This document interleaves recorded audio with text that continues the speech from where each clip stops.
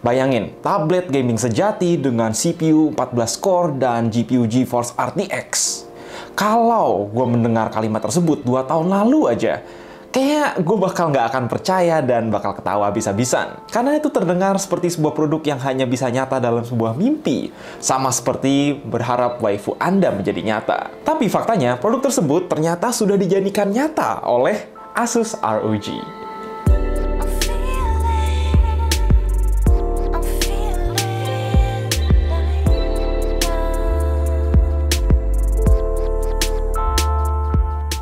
Baru tahun lalu, gue beli ROG Flow X13 yang ujung-ujungnya jadi laptop daily terbaik yang pernah gue punya. Dia berupa laptop 2-in-1 yang sangat portable, tapi punya performa yang jauh berada di atas rata-rata laptop ukurannya. Gak disangka-sangka, seiring kemunculan CPU-CPU Intel Core generasi 12 awal tahun ini, Asus ROG kembali mengemparkan dunia perlaptopan, atau lebih tepatnya juga pertabletan, dengan ROG Flow Z13.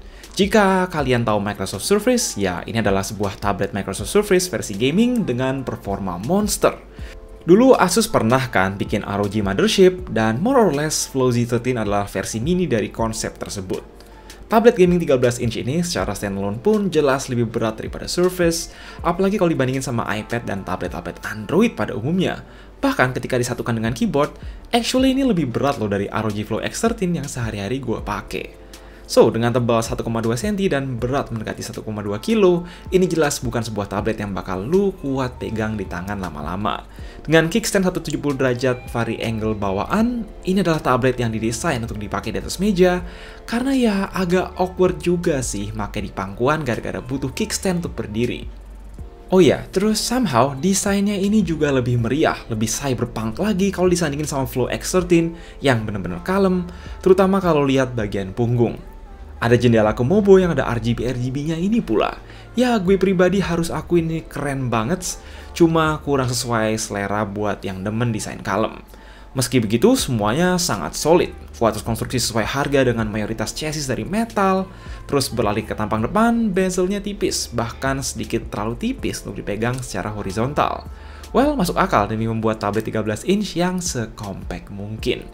Ditanya kacanya sendiri, kurang tahu nih Gorilla Glass atau bukan, tapi selama keyboard covernya nempel, kami rasa kalian nggak perlu khawatir bakal baret. Terdapat dua opsi touchscreen 13,4 inci yang sama persis dengan ROG Flow X13, yaitu pertama Full HD 16:10 120Hz yang paling masuk akal, tetapi versi mentok yang saya pegang ini pakainya 4K UHD 16:10 60Hz. Quality wise, top Marco top, semuanya dapat label Pantone, gamut 100% sRGB untuk varian Full HD, bahkan 100% DCI-P3 untuk varian 4K. Jujur, segalian kelihatan super tajam, though kami merasa agak overkill juga tablet 13 inch gini pakai layar 4K. Bahkan ujung-ujungnya gue prefer untuk setting Full HD aja biar hemat baterai. Stylus tentu support dan sudah termasuk dalam dus, sangat membantu ya, terutama kalau lu seneng gambar-gambar atau ngedit secara lebih presisi. Secara instan, ini bisa jadi semacam alternatif tablet Windows yang tapi jeroannya sangat powerful jika kalian merasa kurang suka dengan opsi 2-in-1 versi flip. Sebagai tablet, udah bisa ditebak ada kamera depan belakang. Webcam depan resolusi sebatas 720p sayangnya. Sedangkan kamera belakang 8MP ada pakai autofocus. Ya, ini memang bisa lah dipakai buat kepepet motret papan tulis atau sejenisnya. Sensor fingerprint nyatu sama tombol power ala-ala laptop ROG kekinian yang bisa login otomatis pas nyala. Secara konektivitas ini hampir sama kayak Flow X13, di kanan ada combo audio jack tapi USB-A-nya sebatas USB 2.0, lalu di kiri ada satu port Thunderbolt 4 tetapi udah nggak ada HDMI, di samping satu lagi USB-C 3.2 Gen 2 pada ROG XG Mobile Interface yang bisa kalian pakai buat colok eksternal GPU khusus Flow yang diluncurkan tahun lalu. Semuanya support charging via USB PD dan DP, sebab charger USB-C 100W bawaannya sama persis kayak Flow X13. Lucunya, di belakang kickstand kalian juga bisa ngakses slot microSD-XC yang juga bisa dipakai buat nambah storage.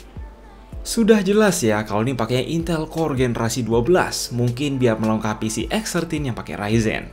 Tapi, bukan Intel Core seri U maupun seri P, Asus benar-benar ngasih Intel Core i5, i7, atau i9 45W. Jadi ini adalah CPU 14 core yang sama seperti yang digunakan laptop-laptop gaming papan atas lain. Terus meski bisa dicolok GPU eksternal, tetap ada discrete GPU RTX 3050 atau 3050 Ti 40W. Luar biasa. Soal RAM tentu soldered, saat ini hanya tersedia 16GB LPDDR5. Namun soal SSD bawahan 1TB PCIe Gen 4 berwujud M.2 2030 ini masih bisa diganti dengan membuka pintu khusus di bawah kickstand. Speed biasa aja, tapi kita lihat ke depannya mungkin bakal ada SSD PCIe Gen 4 ukuran mini yang semakin kenceng. Nggak disangka-sangka, dalam form factor tablet sekalipun, Core i9 12900H ini masih bisa di-push hingga 95 Watt sesaat untuk dapat skor tinggi, lebih tinggi dari Ryzen 9 6900HS terbaru di Zephyrus G14, meski ya habis itu langsung drop ke performa yang kurang lebih setara i9 generasi 11. Nevertheless, performa real world buat content creator tetap luar biasa, mampu ekspor video 4K 5 menit kami dalam waktu 84 detik saja. Dan saat tes Blender CPU, ini masih sanggup ngalahin Ryzen 9 6000HS terbaru, performa CPU yang sungguh hampir nggak masuk akal untuk sebuah tablet.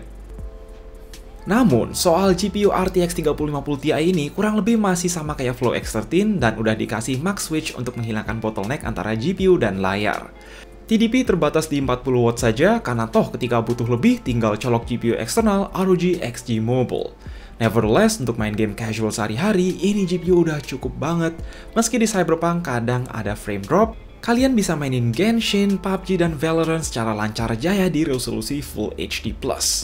Makanya itu di awal kami bilang resolusi 4K agak nggak masuk akal di sini.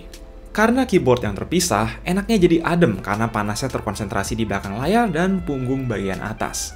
Selama nggak megang bagian situ maupun sistem dual fan yang ngebuang ke atas, tangan kalian akan baik-baik saja. Bisa dinginin kombinasi RTX dan Core i9 aja udah prestasi tersendiri, sehingga bisa lulus stress test patut disyukuri. Selama nggak kerja atau main game berat, suhu punggung dan layarnya masih aman dipegang. Terus soal bunyi kipas ya kedengeran tapi nggak terlalu parah-parah banget. Dengan wujud tablet detachable secara ergonomik pasti ada sedikit kekurangan dibanding laptop. Keyboard cover bawaan nempel secara magnetik, terus nggak punya fitur wireless. Kalau nggak dicolok ke Flow ya nggak berfungsi. Tampang luar diselimuti bahan suede yang kemungkinan susah dibersihin, sedangkan dalamnya terbuat dari fox leather yang lembut. Cukup nyaman. Pertama, keyboard covernya jelas sulit dipakai di pangkuan, sangat awkward jadinya.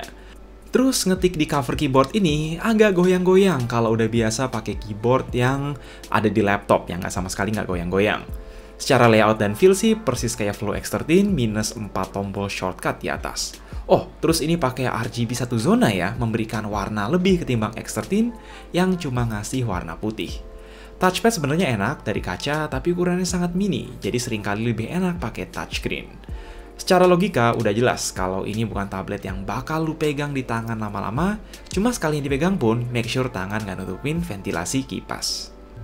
Daya tahan baterai kami sempet nyoba ngetik, nonton video dan browsing di resolusi Full HD mode battery saver. Tetap aja lumayan cepet abisnya, cuma kuat sekitar 5,5 jam yang nggak lebih panjang dibanding ROG Flow X13. Ya nggak heran considering ini pakai Core i9 seri H, di mana laptop-laptop gaming dengan baterai 80Wh ke atas pun umur baterainya nggak lebih panjang. Untungnya ya ngecas via adapter USB-C 100W bawaan yang biasanya toh selalu gue bawa sekalian buat ngecas HP.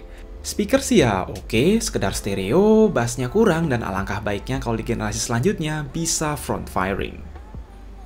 Sebenarnya kami paham apa yang Asus ROG ingin ciptakan di balik Flow Z13, yaitu bikin sistem PC gaming powerful yang lebih modular lagi, bisa jadi tablet, jadi laptop, dan bisa juga jadi PC gaming kenceng ketika dicolok GPU eksternal. Nah, walau bagaimanapun, satu produk yang berusaha jadi semuanya sekaligus tuh pasti akan punya compromise. Jadi tablet dia cukup berat, clunky, dan boros baterai, lalu sebagai laptop gaming, banyak kok laptop compact performa tinggi lain yang lebih praktis. Bahkan gue sendiri yang fans berat Flow sejak tahun lalu merasa Flow X13 yang bentuknya laptop 2-in-1 tetap lebih praktis dan masuk akal buat dipakai, sekalipun misalnya harganya nggak beda jauh. Still, kalau yang lo inginkan tuh mencoba sesuatu yang baru dan exciting, ya kami tetap bersyukur Asus membuat produk-produk unik dan one of a kind seperti ini. Mereka berani berinovasi dan membuat produk-produk baru yang belum tentu banyak penggunanya di pasaran. Makanya kami nggak akan heran jika ternyata banyak dari pemirsa NR yang ternyata suka dengan produk seperti ini dan mungkin bilang, mending beli ini gitu. Ya, itu aja sih pendapat kita soal si tablet gaming ROG Flow Z13 ini. Kalau ada pendapat sendiri ya silahkan mending di komentar. Yang pasti selamat libur lebaran. Kami dari tim NR juga mau mengucapkan minal aidin wal faizin, mohon maaf lahir dan batin. Tapi jangan lupa buat terus jaga kesehatan, and as always, stay safe.